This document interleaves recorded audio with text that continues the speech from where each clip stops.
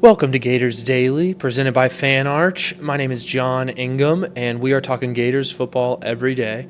And earlier this week, I had a comment on one of the videos about how important recruiting is. It was A1A North pointing me to a study that someone had done. So I looked up the study, got into a little bit of a rabbit hole about how important recruiting is. There was another study done by Saturday Down South. So we're going to get into that. What are the stats behind recruiting? Why is recruiting so important for college football? And what have past champions done leading up to their championship in terms of recruiting? Where have their recruiting classes ranked, et cetera? So recruiting is really important. We're going to tell you why. I went and found the article. It was by a Florida, Independent Florida Alligator UF student newspaper, November 2024. So that was the Florida-specific paper. Their key line when the Gators competed for and won national titles in the early to mid 2000s, they finished number 2, number 1, number 5 in 3 consecutive recruiting classes. 3 straight top 5 classes, 2 national championships. So that's what we're getting into a little bit today. Just want to shout out the shout out. Thank you for commenting and pointing me in this direction. We all know recruiting is really important, but those of us that don't know and don't know the proof, here it is. Here's the proof. This is why recruiting is so important. This is why we should get so excited about what Sumrall is doing and what Sumrall is emphasizing. We have a top 10 class in the nation right now. Last year, I don't know if we had any recruits. We've talked about 2 years ago. We were the 64th ranked class in June from a tweet that we brought up a couple days ago. So recruiting is really important, and that's why. I mean, this paper was from the Florida UF student paper, so they were talking about it. Why are we not good anymore? Why is Napier not recruiting? Why did Mullen not recruit? Recruiting is what's so important. So I appreciate that. That's you pointing out to me what we can bring to make this channel better, to bring more information and more receipts per se for the arguments that we're making. And the argument that I'm making is the recruiting is about the only proof we have that Sumrall's changing this program. The interview with Dave Caldwell about the structure, about leaning into NIL and transfer portal and having a completely separate team doing all of that stuff. That's new, and that's fantastic. That's a sign of improvement. But the recruiting is the main one.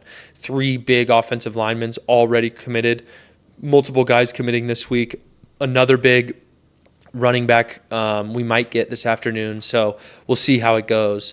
But recruiting is really important, and this article pointed out why. I mean, when Florida was good, we finished with 3 top 5 recruiting classes. So that's sort of what we're talking about, is why is recruiting so important. So the last 20 national championships in college football, the last 20 national champions in college football, 4-year recruiting class average was 5.9. So the average national champion recruited a top 6 class 4 years in a row before winning the national championship. So that's the type of thing. It's not just one class, it's multiple classes. They averaged 5.9. So the champion of the last 20 years, their average recruiting class the 4 years before they won a championship was number 6. So the goal to get into the recruiting class, you want to be in the top 6 every year. If you want to be in national championship conversations, that's what this stat says. You want to be in the top 6 every year. So this is the Saturday Down South study on champions and the correlation to recruiting. 14 of the most recent champions, 11 of 14 averaged a top 10 class. And again, we're talking the 4 years prior. 6 of 14 averaged a top 5 class. 5 of the last 6 champions averaged a top 6 class or better. So specific ones that they brought up, the Alabama 2005 title, they were the number 1 recruiting class 4 years in a row. They also won in 2017, number 1 recruiting class 4 years in a row. Georgia in 21 and 22. In 21, their average recruiting class was 2. So they were probably the 2nd-ranked recruiting class every year for 4 years. And then in 2022, it was 2.5. In FSU in 2013, when they won a championship, their previous 4 recruiting classes were ranked 6.3 overall. In Florida 06 and Florida 08, both under Meyer, those were both 5.0. So those are all examples of winning championships with elite recruiting and multiple years in a row of elite recruiting. Top 6 average for 4 straight years. That's the formula. So that's what I'm looking for. Can this recruiting class be in the top 6? If we can get in the top 6, that's a start. That's a really, really good start. And then can we win some games on the football field? Those are 2 massive things. The first one, the recruiting, we're doing really well. We are top 10. It's heating up. These guys that are in our class are also recruiting with them. They're the first recruiting class. They want to be the ones to make a difference. It's going to be a big time. We might get more offensive linemen. We're definitely going to get more recruits. I mean, I'm expecting at least 8 or 10 more recruits by the time they all sign their papers at the beginning of next year. So I think that this is going well. Now, are we going to get wins on the football field? We don't know yet. We'll talk about that later. But the one thing that we can measure right now is really good, is going really well. And that's why we're getting excited. So since Saban, that's the formula. This isn't a myth, the last 20 champions. And so there is an exception to this. There is a slight exception to this, and that is the quarterback. So great quarterbacks.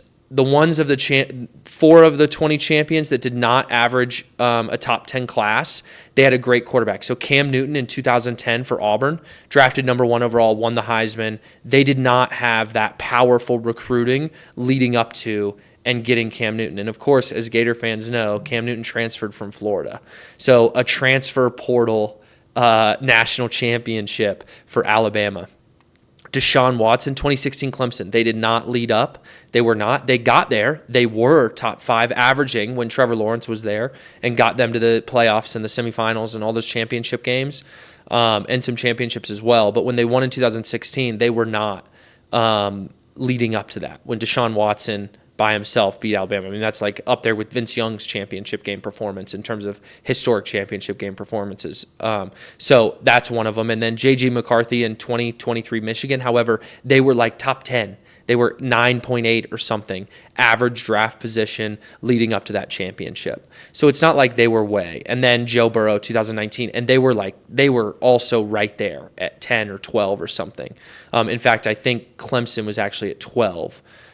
He was drafted 12 overall. Maybe I'm mixing those 2 up. But J.J. McCarthy, Michigan, LSU, Clemson, all these teams that weren't in the top 6 or weren't in the top 10, they were right inside or right outside of the top 10. So you either have to have a really great recruiting class year over year if you want to compete for national titles, or you have to have an NFL quarterback playing for you if you want to compete for national titles. One of those is sustainable. One of those lasts year over year over year. Alabama, 6 championships in 10 years almost, 9 years. I want to say 7 and 12, something like that with Saban.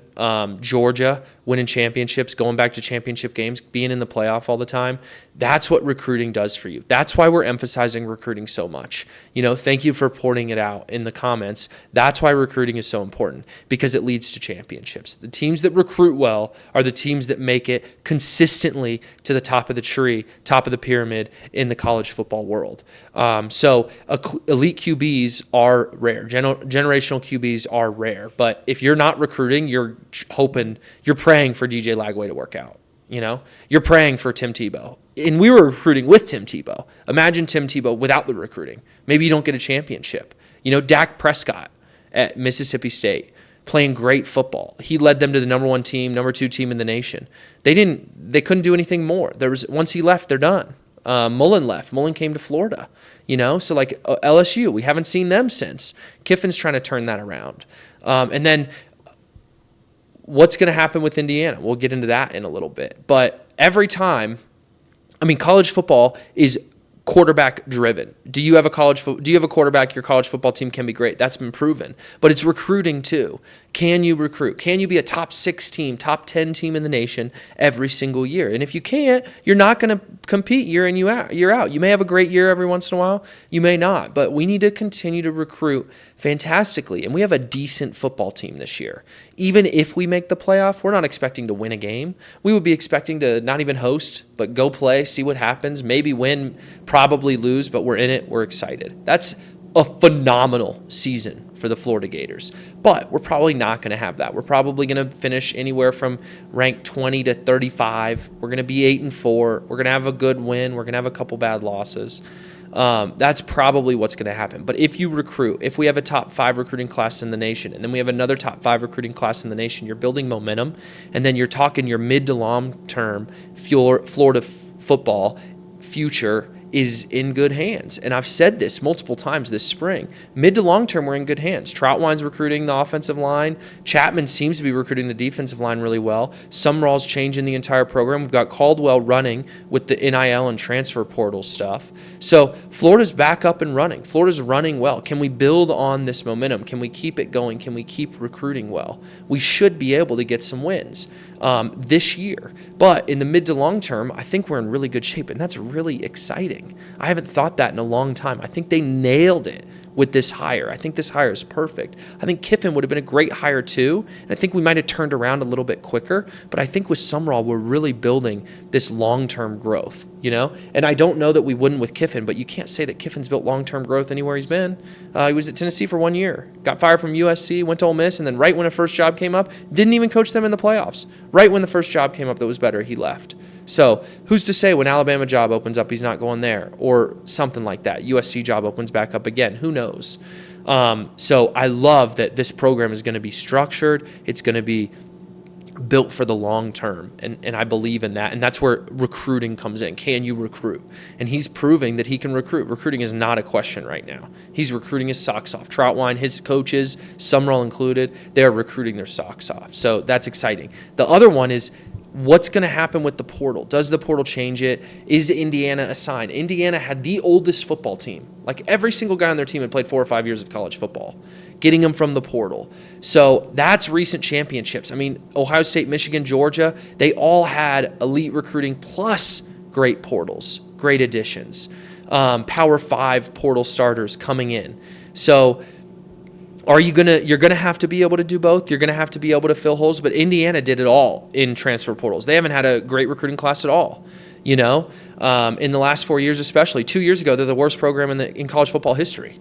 And then they've won a national championship 2 years later because of transfers coming in, because they have older guys. I know they're trying to limit it to 5 years. You have guys that have played 5, 6, 7 years of football on that Indiana team. 22, 23, 24-year-old guys are going to be better than 18 or 19-year-old guys. If the average guy on your team is 22 years old, that's better than a team that's 19 and a half or 20 years old. So is that going to change it? Are we going to see that transitioning? Is Florida going to be able to transition with that? Are we still going to be able to get portals, or are we going to develop? I don't think that this is going to replace recruiting. Recruiting's still going to be crucial. Champions still come from elite recruiting bases, but the portal will let you fill. And if you're not filling with the portal, if you're not helping your team in the portal, then you're falling behind. So I think that they both have their role to play, but nothing's going to replace recruiting. So that's some of the stats. That's some of the importance behind recruiting. The champions of the last 20 years, the best teams in college football the last 20 years have also been the best recruiters. That's not an accident. The teams that recruit well are more likely to have great seasons, or more likely to win more football games. So that's why this is so promising. That's why this is so exciting. Thank you for making me aware of that article, A1A North, and then leading me on a deep dive. I hope y'all enjoyed it.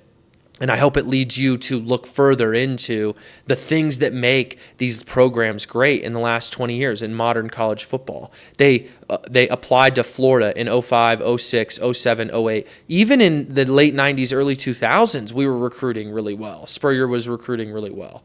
And then we just haven't been able to do it since then. So are we back on track? Yes. Is the recruiting going really well? Yes. Does that matter? Yes. Is that a reason to be excited? Yes. Have we won a football game yet? No. Is that going to slow me down? Not yet. Not really.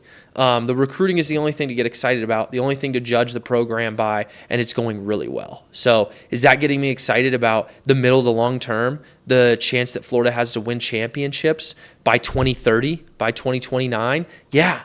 I think that's possible, and that's where you want to be as a Florida fan. What we wanted from this offseason was to turn around so quickly that we already see a path to where we can be a great football team again. Not are we going to be great, not what's going to happen. We already see proof. We already see evidence. The guys are already in the weight room measuring and improving in that sense with the 12 pounds per player on average of either fat lost or strength gained. That's a big measurement. 12 players over 111, 12 average over 111 players, that's a big average. And then you have the recruiting class tearing it up. The coaches tearing it up on the recruiting recruiting trip. We got 20 more guys coming at the end of May. So I'm excited. Recruiting is really important. This episode should have told you that more. There's more reasons to be excited about Florida recruiting in general. And because it's going so well, that is a promise to the medium and long term of the Florida football program. So if you appreciate this, let me know. Like the video, comment if there's a different angle you want me to cover. The rest of this month, we're talking about the coaching staff, the people who are doing the recruiting. We talked about Craddock, the quarterback's coach. We'll get into some other coaches, but have a good weekend. I'll talk to you soon.